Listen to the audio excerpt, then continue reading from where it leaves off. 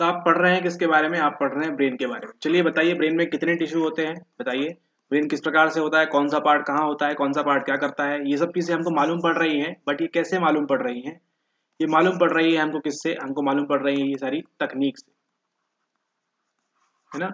हम ब्रेन के अलग अलग रीजन को, स्पेसिफिक रीजन्स को समझते हैं, जानते हैं, कैसे हमको देखा है, कैसे हो रहा है ये सब पॉसिबल, क्योंकि हमारे पास कुछ तकनीकें हैं जिसकी मदद से हम इनका इस्तेमाल करके हम इनको आपके सामने पेश कर रहे हैं। आपके सामने मतलब हमारे सामने पेश हो रहा है, ठीक है। इसमें ऑलरेडी आप देख चुके हैं किसके बारे में? आप देख चुके हैं MRI के बारे में, और आप देख चुके हैं EEG के बारे में, है ना। ये आपने सुना सुना है ना। तो इसमें देखिए, ब्रेन में दो चीजें मुख्य होती हैं। या तो हम क्या बहुत ज्यादा लेक्चर हो गए। एक तो हम इमेज देखते हैं और हम देखते हैं दूसरा क्या? फंक्शन, है ना। ब्रेन की इमेज कैसी है, ब्रेन की तस्वीर किस प्रकार से है, कहाँ पे कौन सा कॉर्टेक्स है, कहाँ पे क्या है, और किस प्रकार से फंक्शन होता है ना, किस प्रकार से प्रकार्यता चलती है, उसके बारे में हमको जानने की उत्सुकता होती है, ठीक है। ओके, इसमें मुख्यतः हमको पढ़ना है सबसे पहले किसके बारे में? हमको पढ़ना है लेसियनिंग स्टडीज के बारे में। अब आप पूछेंगे सर ये क्या होती है? ये है आपका क्षति अध्ययन, ना। अब ब्रेन में क्षति कर देंगे और हम क्या करेंगे? स्टडी करेंगे।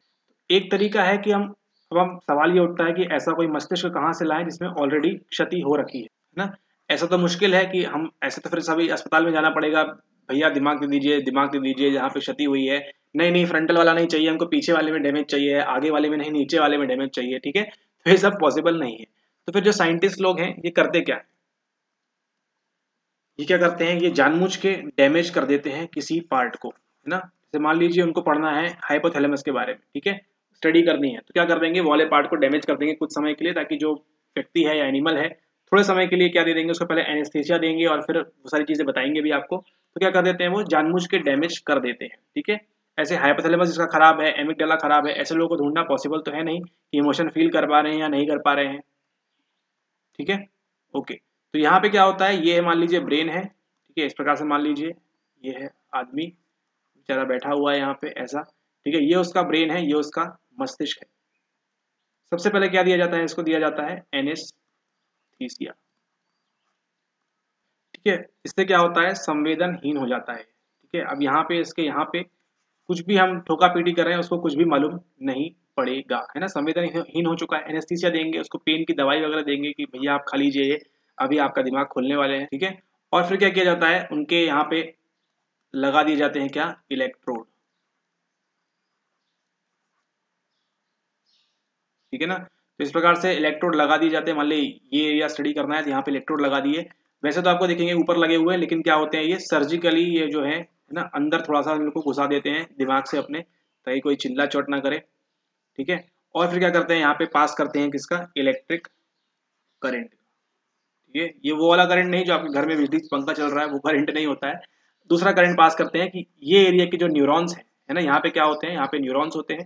तो इस एरिया के जो न्यूरॉन्स है इनको क्या हो जाए? इनको डैमेज हो जाए, इनको क्षति हो जाए, ठीक है। यहाँ पे क्षति होगी और फिर देख लेंगे कि बाकी अब ये कैसा फंक्शन कर रहा है, और ये वाले हिस्से की वजह से कौन सा फंक्शन नहीं हो पा रहे हैं, ठीक है। तो आज तो खैर आज के समय में पॉसिबल नहीं है कि हम ये ह्यूमंस के साथ कर सके, है ना। ह्यूमन राइट्स वाले आ जाएंगे, बिल्कुल भी पॉसिबल नहीं है, ठीक है। तो जरूरी नहीं कि आप हर बार किसी को शॉक दे देके न्यूरॉन्स खत्म कर करके आप उसका जो है स्टडी करेंगे और अपना नाम ऊंचा करेंगे, है ना। ऐसा बिल्कुल नहीं है। तो एक आइडियल तरीका नहीं है ये वाला, कौन सा? हमारा क्षति पहुंचाने वाला, है ना, लेजियनिंग टेक्निक्स या फिर लेजियनिंग स्टडीज, ठीक है। जिसमें क्या करते हैं? आप करंट देके वहाँ के जो न्यूरॉन्स हैं वहाँ के, उसको आप क्या कर देते हैं? वहाँ पे आप खत्म कर देते हैं। खत्म कर देंगे, फिर देख लेंगे क्या फंक्शन हो रहा है क्या नहीं हो रहा है, ठीक है। इससे थोड़ी कम दर्दनाक अगली टेक्निक जो है वो कौन सी है? वो है आपकी ब्रेन स्टिमुलेशन, ठीक है। इसमें क्या करेंगे हम? ब्रेन मस्तिष्क स्टिमुलेशन, ठीक है। स्टिमुलेट मतलब क्या होता है? किसी चीज को वही उत्तेजित करना या प्रोत्साहित करना, स्टिमुलेट मतलब। लेकिन आप समझिए यहाँ पे थोड़ा सा अलग मतलब, ठीक है। इस तकनीक के अंदर क्या करते हैं हम? ब्रेन स्टिमुलेशन टेक्निक के अंदर क्या करते हैं हम कि मान लीजिए ये वही एरिया है, ठीक है, और यही वाला एरिया हमको देखना है। तो क्या करेंगे हम? कुछ देर के लिए, थोड़े समय के लिए इसकी जो फंक्शनिंग है, इसका जो फंक्शनिंग है, इसकी जो प्रकार्य क्षमता है या प्रकार्य कार्य है ना, उसको क्या कर देंगे? हम उसको हम डिसरप्ट कर देंगे। उसमें हम क्या पैदा कर देंगे? अवरोध पैदा हम कर देंगे, ठीक है। उस आधार पे भी हम देख लेंगे कि हाँ, मतलब कौन से फंक्शन करता है ये वाला पार्ट, कौन से फंक्शन ये वाला पार्ट नहीं करता है। यहाँ पे भी हम करंट देते हैं लेकिन उतना स्ट्रॉन्ग करंट नहीं रहता कि न्यूरॉन्स ही उड़ जाए आपके, ठीक है, माइल्ड करंट रहता है इस ब्रेन स्टिमुलेशन के अंदर, ठीक है। तो इस एरिया को स्टिमुलेट कैसे करते हैं, सेम उसी प्रकार से करते हैं, लेकिन क्या होता है करंट यहाँ पे जो है थोड़ा नहीं काफी कम रहेगा, कि बस इतना रहता है करंट कि जो न्यूरॉन्स है उनको मालूम पड़ जाए कि कुछ मैसेज आया है ना।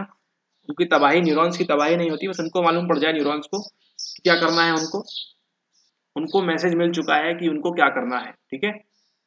इस तकनीक को क्या कहते हैं हम, इसको हम कहते हैं ESB, यानी कि इलेक्ट्रिकल विद्युतीय स्टिमुलेशन उत्तेजित ब्रेन, ठीक है। ESB ध्यान रखिए, इलेक्ट्रिकल स्टिमुलेशन ब्रेन, ठीक है। और फिर ये वाला जो है आपके लेसियनिंग तकनीक से, क्षति पहुंचाने वाली तकनीक से तो थोड़ा अच्छा ही है, ठीक ही है, कर सकते हैं इसका इस्तेमाल, है ना। हमको दिमाग के न्यूरॉन्स को नहीं उड़ाना है, उसके बजाय किसका इस्तेमाल कर लेंगे, हम इसका इस्तेमाल कर लेंगे। अब हमको पढ़ना है किसके बारे में, हमको पढ़ना है इनवेसिव टेक्निक्स के बारे में। इनवेसिव मतलब क्या है, आपके मस्तिष्क के अंदर कुछ चीज जाएगी, है ना। उसके अंदर एक तकनीक है आपकी, कौन सी, वो है आपकी DBS। इसे हम क्या कहते हैं, हम कहते हैं डीप ब्रेन स्टिमुलेशन। सवाल भी देखा होगा आपने इसके ऊपर, डीप ब्रेन स्टिमुलेशन, ठीक है। इसके अंदर क्या होता है, सेम जैसे बताया था, इलेक्ट्रोड वगैरह लगाते हैं स्पेसिफिक एरियाज में आपके ब्रेन के ऊपर, ठीक है, जहां पे हमको क्या करना है, जहां पे हमको देखना है, चेक करना है फंक्शनिंग वगैरह, ठीक है। और फिर ये जो इलेक्ट्रोड्स हैं इनको कनेक्ट किया जाता है किससे, क्या आपने कभी पेसमेकर देखा है, उसी प्रकार का एक डिवाइस होता है, कौन सा, इम्पल्स जनरेटर, ठीक है, ठीक है। यहाँ पे देख रहे हैं ये क्या है, एक पेसमेकर है, ठीक इसी प्रकार का एक लगाया जाता है, कहाँ पे, आपकी ये कॉलर की जो हड्डी है, कॉलर बोन पे ना, वहां पे लगाया जाता है एक आपका क्या, इम्पल्स जनरेटर। इसको नहीं लगाया जाता, ठीक है, इसको छोड़ दीजिए, बाकी का मत देखिए। क्या लगाया जाता है, इम्पल्स जनरेटर। फिर क्या करता है, यही इम्पल्स जनरेटर जो है, वो जो इलेक्ट्रोड्स लगे हैं उन एरियाज में, वहां पे क्या करता है, सिग्नल भेजता है, ठीक है। और फिर वहां सिग्नल भेजता है आपके जहाँ पे इलेक्ट्रोड्स लगे हैं उस एरिया में ब्रेन के, और वहां फिर स्टडी वगैरह जो रिसर्चर है वो लोग कर लेते हैं। उसी के साथ साथ आपके ब्रेन स्टिमुलेशन के अंदर मस्तिष्क उत्तेजना या उत्तेजित के अंदर क्या करते हैं, एक नवीन तकनीक आ रही है जिसे क्या बोलते हैं, हम बोलते हैं ऑप्टोजेनेटिक्स। जिसके अंदर क्या होगा, ऑप्टोजेनेटिक्स में क्या होगा, अभी आप न्यूरॉन को कैसे एक्टिवेट कर रहे हैं, एक्टिव कर रहे हैं विद्युत से, है ना, इलेक्ट्रिसिटी से, लेकिन तब किससे एक्टिवेट होंगे, वो एक्टिवेट होंगे विद्युत से, यानी सॉरी, वो एक्टिवेट होंगे विद्युत से नहीं, प्रकाश से, है ना, लाइट से ही वो एक्टिवेट हो जाएंगे। तो इतनी सब स्टडी वगैरह करने की जरूरत नहीं पड़ेगी, इलेक्ट्रिक शॉक वगैरह, शॉक नहीं, इलेक्ट्रिसिटी अंदर देने की जरूरत नहीं पड़ेगी, केवल लाइट से ही क्या हो जाएंगे, वो एक्टिव हो जाएंगे, ठीक है। तो ये पढ़ा आपने किसके बारे में, ये पढ़ा आपने इन्वेसिव तकनीक के बारे में। अब हम पढ़ने वाले हैं किसके बारे में, नॉन इन्वेसिव। नॉन इन्वेसिव मतलब शरीर के अंदर अब कुछ भी नहीं जाएगा, ठीक है। इसके अंदर एक ही मुख्य आपका नॉन इन्वेसिव में, वो है क्या, वो है आपका TMS, यानी कि ट्रांस क्रेनियल मैग्नेटिक स्टिमुलेशन, है ना, चुंबकीय स्टिमुलेशन की बात हो रही है। तो मालूम है चुंबक के शरीर के अंदर डालेंगे नहीं हम, ठीक है ना। तो ये है आपका ट्रांसक्रेनियल मैग्नेटिक स्टिमुलेशन। सवाल इसके ऊपर से आया नहीं है तो इस पे ज्यादा सवाल नहीं, बट हाँ इन्वेसिव देख लिया आपने DBS के बारे में, ठीक है। और इससे संबंधित कुछ अगर टफ सवाल दिखाई पड़ता है तो उसको हम देख लेंगे। अब हम बात करने वाले हैं किसके बारे में, हम बात करने वाले हैं न्यूरो इमेजिंग के बारे में। दो चीजें होती है बताया आपको, इमेज और उसके फंक्शन। या तो इमेज देख लें हम, या फंक्शन देख लें, या फिर दोनों देख लें, ठीक है। इस न्यूरो इमेजिंग में हम बात करेंगे सबसे पहले इमेज की, ठीक है ना। हमको क्या करना है, मैप करना है स्ट्रक्चर। इमेज मतलब स्ट्रक्चर की बात हो रही है, क्या उसकी बनावट है। तो आपको मालूम है दो मुख्यतः क्या है आपके पास, एक है आपके पास CT स्कैन, सुना है आपने ना, CT हो रहा है, CT हो रहा है, वो CT। और एक क्या है आपके पास, MRI को आप ऑलरेडी देख चुके हैं, ठीक है। तो CT स्कैन क्या होता है आपका, कंप्यूटेड टोमोग्राफी, ठीक है ना। तो अगर हमको बिना किसी व्यक्ति को परेशान किए उसके मस्तिष्क को देखना है तो हम क्या किसका इस्तेमाल करेंगे, CT स्कैन का हम इस्तेमाल करेंगे, ठीक है। CT स्कैन का हम इस्तेमाल करेंगे, जिससे क्या होगा, हम क्या करेंगे, उसके ब्रेन के क्या ले लेंगे, हम बहुत सारे एक्सरे ले लेंगे, ठीक है। किसकी मदद से, आपके कंप्यूटर की मदद से उसके बहुत सारे एक्सरे ले लेंगे। ठीक है, तो इसी सीटी स्कैन में क्या दिख जाता है हमको, अगर कुछ स्ट्रोक वगैरह हुआ है, कुछ डैमेज वगैरह हुआ है, कुछ इंजरी हुई है, ठीक है, या अगर कुछ ब्रेन के स्ट्रक्चर में कुछ एबनॉर्मेलिटी है, असामान्यता है, उसके लिए। ठीक है, तो इससे आपकी जो स्कल है, जो खोपड़ी वगैरह है, वो सब भी साफ साफ दिख जाती है। और मान लीजिए अगर आपके शरीर में कहीं पे भी मेटल है ना, या कुछ बुलेट वगैरह, गोली वगैरह लग गई है आपको, कुछ मेटल है, आपने कुछ सिक्का वगैरह कुछ खा लिया है, तो भी क्या मालूम पड़ जाएगा, इस सीटी स्कैन से मालूम पड़ जाएगा कि वो कौन से एरिया में है।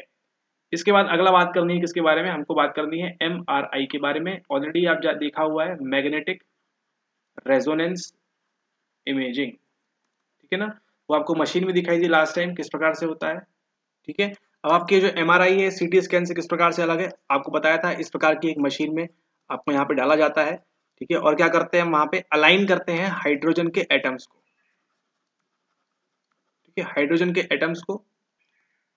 ठीक है, तो यहाँ पे क्या हो रहा है, आपको यहाँ पे आपकी मुंडी अंदर रखी हुई है, यहाँ पे क्या है, बहुत हाई पावरफुल वाली क्या करते हैं, मैग्नेटिक फील्ड, चुंबकीय क्षेत्र बनाया जाता है, मैग्नेटिक फील्ड बनाई जाती है, जो क्या करती है, इन हाइड्रोजन आइटम्स को क्या करती है, यहाँ पे अलाइन करती है अपने साथ में।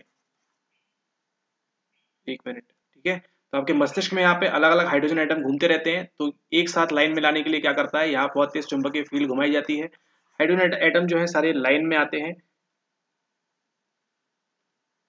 ठीक है, फिर क्या करते हैं वहां पे रेडियो पल्स, रेडियो पल्सेस का इस्तेमाल करके क्या करते हैं हम, इन एटम्स को, इन हाइड्रोजन एटम्स को क्या करते हैं हम, एक पर्टिकुलर फ्रीक्वेंसी के ऊपर हम घुमाना चाहते हैं, एक पर्टिकुलर डायरेक्शन में, ऊपर नीचे दाएं बाएं टेढ़े मेढ़े जैसे भी घुमाना चाहते हैं, इस रेडियो पल्स की मदद से हम उसका इस्तेमाल करेंगे। ठीक है, और फिर क्या होगा, जो टाइम लेगा ये इस अलाइन से वापस अपनी नॉर्मल स्थिति में जाने के लिए, तब तक क्या हो जाएगा, हमारे पास 3D इमेज आ जाएगी, किसकी 3D इमेज हमारे पास बन जाएगी, हमारे ब्रेन की।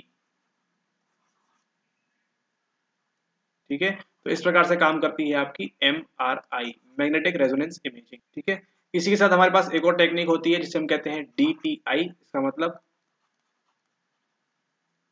Diffusion tensor imaging. तो यहाँ पे जो डिफ्यूजन टेंसर इमेजिंग है, किसका इस्तेमाल करती है, ये इसी MRI का इस्तेमाल करती है और अपनी कुछ इमेजिंग वगैरह वो बनाती है। ठीक है, आपको मालूम है ना, दो चीज होती है, एक होता है व्हाइट मैटर और एक होता है आपका ग्रे मैटर।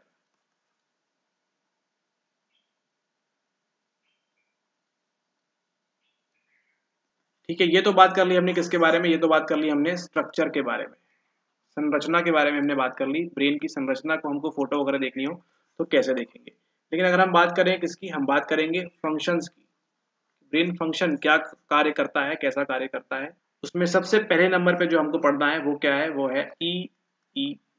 क्या आपने पहले कभी सुना है, क्या करती है, वेव्स, वेरी गुड, तरंगों को एग्जामिन करती है। शुरुआत कब हुई थी इसकी, इसकी शुरुआत हुई थी 1924 में, किसने की थी, हांस बर्गर। हांस बर्गर ने सबसे पहली बार बताया था, इस प्रकार से हम कर सकते हैं मेजर वगैरह। ठीक है, तो इसी EEG की मदद से बता सकते हैं हम कि कौन सा एरिया इन्वॉल्व है अभी मेमोरी में, अटेंशन में, है ना। कैसे होता है, देखिए ये है आपका ब्रेन, यहाँ पे हमने लगा दिया है कुछ कुछ। ठीक है, तो यहाँ पे हमको मालूम पड़ता है कि अभी आपके एमिगडाला काम कर रहा है, तो वहाँ पे वेव्स दिखेंगी। ठीक है, जहाँ पे हमको वेव्स ज्यादा दिखेंगी समझ में आएगा कि वहाँ पे काम हो रहा है। ठीक है, ठीक है, और ये आपका जो EEG है किस पे फोकस करता है, एक और स्टडी है जो क्या है आपकी, जो है आपकी ERP, इवेंट रिलेटेड पोटेंशियल। ठीक है, अब हमने बात कर ली है यहाँ पे इलेक्ट्रिसिटी के बारे में। ठीक है, तो अगली क्या चीज आएगी, अगली चीज आएगी आपकी MEG, जो क्या है आपकी मैग्नेटो एनसीफेलोग्राफी। ठीक है, यहाँ पे हम, वहां पे किसका इस्तेमाल कर रहे थे, विद्युत वेव्स का, विद्युत का इस्तेमाल कर रहे थे हम वहां पे। यहाँ पे हम किसका इस्तेमाल करेंगे, यहाँ पे हम मैग्नेटिक फील्ड का, चुंबकीय क्षेत्र का हम इस्तेमाल करते हैं MEG के अंदर। ठीक है, तो ये किसके लिए है, आपके फंक्शन के लिए है, ध्यान रखिएगा। ठीक है, EEG और MEG किसके लिए है, आपके ब्रेन किस प्रकार से, कौन सा ब्रेन कहाँ क्या काम कर रहा है। ठीक है, क्या कौन सी संज्ञानात्मक प्रक्रियाएं चल रही हैं, कौन सी कॉग्निटिव प्रोसेस हो रही है, कहाँ मेमोरी काम करती है, कहाँ पे इमोशन काम करते हैं, ना। और भी कई सारी चीज़ों को डीप में स्टडी करने के लिए इस्तेमाल करते हैं हम MEG का और EEG का, ठीक है। इनका स्ट्रक्चर से कोई संबंध नहीं है, ठीक है, कि कॉर्टेक्स कैसा दिखता है, वल्कुट कैसा दिखता है, एमिगडाला कैसा दिखता है, वो सब हमको इससे नहीं मिलेगा। और फिर सबसे लास्ट में जो आती है और मोस्ट इंपॉर्टेंट आपके लिए, वो है आपकी PET। इसका फुल फॉर्म क्या है? इसका फुल फॉर्म है पॉजिट्रॉन एमिशन टोपोग्राफी। अब देखिए यहाँ पे कितना मजा आने वाला है आपको। इस PET के अंदर, इस पोजिट्रॉन एमिशन टोपोग्राफी के अंदर क्या करते हैं हम इंजेक्ट करते हैं, इंजेक्शन लगाते हैं किसका? आपके रेडियो एक्टिव ग्लूकोज का। जैसे ही आपने ग्लूकोज पढ़ा, आपके चेहरे पे हंसी आ गई, ग्लूकोज कितना पढ़ना पड़ रहा है। जीवन में इतना कभी नहीं पढ़ा ग्लूकोज के बारे में जितना अभी आपको साइकोलॉजी पढ़ा रही है, ठीक है। तो ग्लूकोज क्या है? एक प्रकार का शक्कर ही कह सकते हैं हम, एक प्रकार की शर्करा ही है ये ग्लूकोज, लेकिन कैसी वाली? रेडियो एक्टिव वाली, ठीक है। तो ये है, मान लीजिए वो मानुष, ठीक है, ये वो मानुष है। क्या करेंगे? इसको हम इंजेक्ट कर देंगे, किससे? इसको इंजेक्शन लगा देंगे हम, किसका? रेडियो एक्टिव ग्लूकोज का, ठीक है। तो जैसे ही ये रेडियो एक्टिव ग्लूकोज आपके अंदर जाएगा, अब क्या होगा?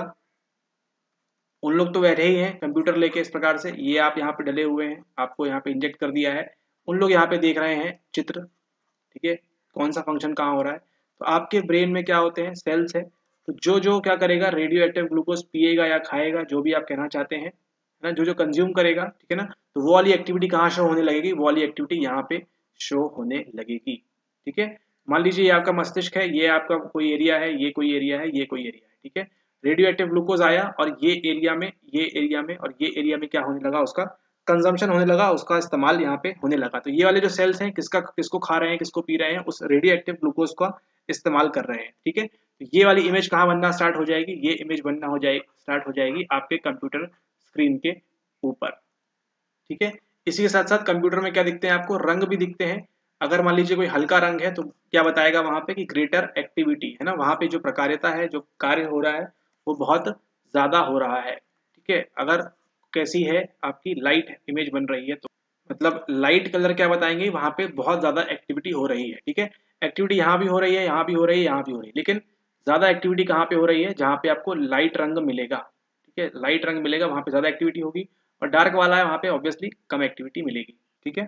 तो इस तकनीक की मदद से हो सकता है यहाँ पे ये वो पर्सन बैठा है, यहाँ पे कुछ बॉक्स वगैरह रखे हुए हैं, कुछ काम वगैरह है ना, तो उसको बोल दिया जाएगा कि आप 2-4 घंटे क्या करिए, यहीं पे आप काम करिए, उठाइए, पटक करिए, जो करना है करिए। और यहाँ पे क्या करेंगे लोग? इन लोग आराम से कंप्यूटर में बैठ के देखेंगे कि किस प्रकार से कौन सा एरिया ब्रेन का जो है वो एक्टिवेट हो रहा है, कहाँ पे हमको कौन सा रंग देखने मिल रहा है, कहाँ पे क्या हो रहा है और कहाँ पे क्या नहीं हो रहा है, ठीक है। तो इसका इस्तेमाल करके क्या करेंगे हम? PET यानी कि पॉजिट्रॉन एमिशन टोपोग्राफी, इसके अंदर क्या दिया जाता है आपको? रेडियो एक्टिव ग्लूकोज दिया जाता है। और यही ग्लूकोज कौन इस्तेमाल करता है? आपके ब्रेन के सेल्स, जो इस्तेमाल करेंगे उनकी इमेज यहाँ पे आपको एक्टिविटी इस प्रकार से कंप्यूटर स्क्रीन पे दिखना स्टार्ट हो जाएगी। लेकिन साइंस जो है, लेकिन नहीं, साइंस जो है तरक्की कर रहा है। इसके बाद एक और चीज आ गई है, वो क्या है आपकी? वो है आपकी SPECT। इसका मतलब single photon emission computed topography, ठीक है। तो ये जो SPECT है, किसका इस्तेमाल करता है? आपके ब्रेन में जो ब्लड फ्लो होता है ना, ब्रेन ब्लड फ्लो है, उसी को ये मेजर कर लेता है, ठीक है। तो आपके ब्रेन में जो खून बह रहा है उसी को देख लिया उसने, अलग से कुछ डालने की यहाँ पे जरूरत पड़ी नहीं, ठीक है। ये है आपके लिए SPECT, single photon emission computed topography. इसमें आपको जो ब्रेन ब्लड फ्लो है उसी के इस्तेमाल से हम क्या करेंगे? यहाँ पे कंप्यूटर के ऊपर अपनी इमेजेस हम यहाँ पे बना लेंगे, स्ट्रक्चर हम यहाँ पे बना लेंगे। स्ट्रक्चर नहीं, कौन सा फंक्शन कर रहा है वो यहाँ हमको मालूम पड़ जाएगा, ठीक है। MRI EEG PET, ठीक है। और आपका यहाँ पे CT स्कैन, ये कौन से हैं? ये इमेज बताएंगे, ये बताएंगे ब्रेन के स्ट्रक्चर के बारे में, और ये बताएंगे किसके बारे में? फंक्शन के बारे में, EEG MEG PET, ठीक है। और एक और कौन सा? SPECT, ठीक है। और आपने एक जानते हैं fMRI के बारे में, वो क्या करता है? वो ये भी बताता है, वो भी ये भी बताता है, ठीक है। इसमें और एक दो हैं आपके जो हमने बताया था, EMG OG, वो भी यहाँ पे आएंगे, फंक्शन वगैरह देखते हैं वो। तो वो आपको अलग से बाद में ऐड करा देंगे आपके जस्ट एग्जाम के पहले, ताकि आप भूलें ना। ठीक है, ओके। तो इसी के साथ ब्रेन की टेक्निक्स भी आपकी कंप्लीट होती हैं। ब्रेन के अंदर कौन सी क्या टेक्निक है, वो सारी चीज़ें देखिए, इसको रिवाइज करिए, जो है यही है, रिवाइज करिए इसको, क्वेश्चंस लगाइए, कुछ डाउट वगैरह आ रहा है तो वहाँ पे पूछिए, अदरवाइज मत पूछिए। Thank you.